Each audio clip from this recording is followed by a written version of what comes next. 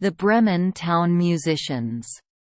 There was a man who owned a donkey, which had carried his sacks to the mill industriously for many years, but whose strength had come to an end, so that the poor beast grew more and more unfit for work. The master determined to stop his food, but the donkey, discovering that there was no good intended to him, ran away and took the road to Bremen. There, thought he, I can turn town musician. When he had gone a little way, he found a hound lying on the road and panting, like one who was tired with running. "Hallo! What are you panting so for, worthy Sesam?" asked the donkey. "Oh," said the dog, "just because I am old, and get weaker every day, and cannot go out hunting. My master wanted to kill me, so I have taken leave of him. But how shall I gain my living now?" "I'll tell you what," said the donkey, "I am going to Bremen to be town musician. Come with me and take to music too. I will play the lute, and you shall beat the drum." The dog liked the idea, and they travelled on. It was not long before they saw a cat sitting by the road, making a face like 3 rainy days. "Now then, what has gone wrong with you old Whiskers?" said the donkey. "Who can be merry when his neck is in danger?" answered the cat. "Because I am advanced in years, and my teeth are blunt, and I like sitting before the fire and purring better than chasing the mice about. My mistress wanted to drown me. I have managed to escape, but good advice is scarce. Tell me where I shall go to." "Come with us too to Bremen. You understand serenading. You also can become a town musician."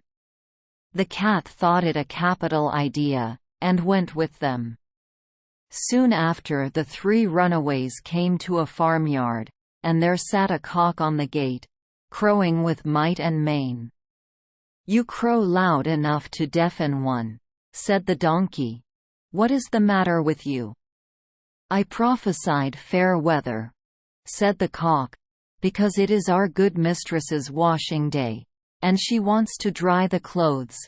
But because tomorrow is Sunday, and company is coming, the mistress has no pity on me, and has told the cook to put me into the soup tomorrow, and I must have my head cut off tonight.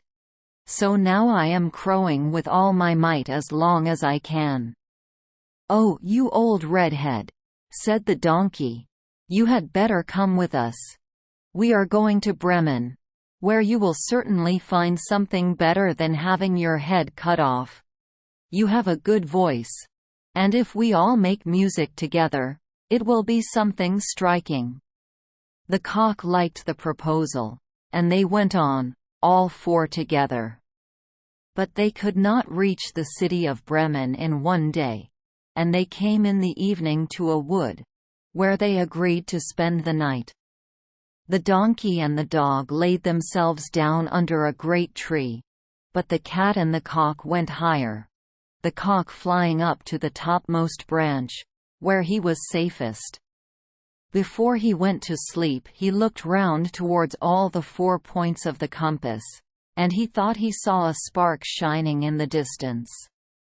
He called to his companions that there must be a house not far off, for he could see a light. The donkey said, "Then we must rise and go to it, for the lodgings here are very bad." And the dog said, "Yes. A few bones with a little flesh on them would do me good." So they took the road in the direction where the light was, and soon saw it shine brighter, and it got larger and larger till they came to a brilliantly illumined robber's house. The donkey, being the biggest, got up at the window and looked in. "What do you see, Greybeard?" said the cock. "What do I see?" answered the donkey. "A table covered with beautiful food and drink, and robbers are sitting round it and enjoying themselves." "That would do nicely for us," said the cock. "Yes, indeed, if we were only there," replied the donkey. The animals then consulted together how they should manage to drive out the robbers, till at last they settled on a plan. Donkey was to place himself with his forefeet on the window-sill, the dog to climb on the donkey back, and the cat on the dogs, and, at last, the cock was to fly up and perch himself on the cat's head. When that was done, at a signal they began their music all together. The donkey brayed, the dog barked, the cat mewed, and the cock crowed. Then, with one great smash, they dashed through the window into the room, so that the glass clattered down. The robbers jumped up at this dreadful noise, thinking that nothing less than a ghost was coming in, and ran away into the wood in a great fright. The four companions then sat down at the table, quite content with what was left there, and ate as if they were expecting to fast for a month to come. When the four musicians had finished, they put out the light, and each one looked out for a suitable and comfortable sleeping place. The donkey lay down on the dunghill, the dog behind the door, the cat on the hearth near the warm ashes, and the cock set himself on the hen roost, and, as they were all tired with their long journey, they soon went to sleep. Soon after midnight, as the robbers in the distance could see that no more lights were burning in the house, and as all seemed quiet, the captain said, "We ought not to have let ourselves be scared so easily," and sent one of them to examine the house. The messenger found everything quiet, went into the kitchen to light a candle, and, thinking the cat's shining fiery eyes were live coals, he held a match to them to light it. But the cat did not understand the joke, flew in his face, spat at him, and scratched. He was dreadfully frightened, ran away, and was going out of the back door, when the dog, who was lying there, jumped up and bit him in the leg. As he ran through the yard, past the dunghill, the donkey gave him a good kick with his hind foot, and the cock, being awakened, and made quite lively by the noise, called out from the hen roost, "Cock-a-doodle-doo." The robber ran as hard as he could, back to the captain, and said, "Oh, dear!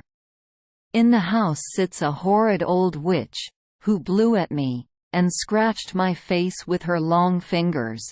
And by the door stands a man with a knife, who stabbed me in the leg. And in the yard lies a black monster, who hit me with a club. And up on the roof there sits the judge, who called out, 'Bring the rascal up here.' So I made the best of my way off." From that time the robbers never trusted themselves again in the house. But the four musicians liked it so well that they could not make up their minds to leave it, and spent there the remainder of their days, as the last person who told the story is ready to avouch for a fact.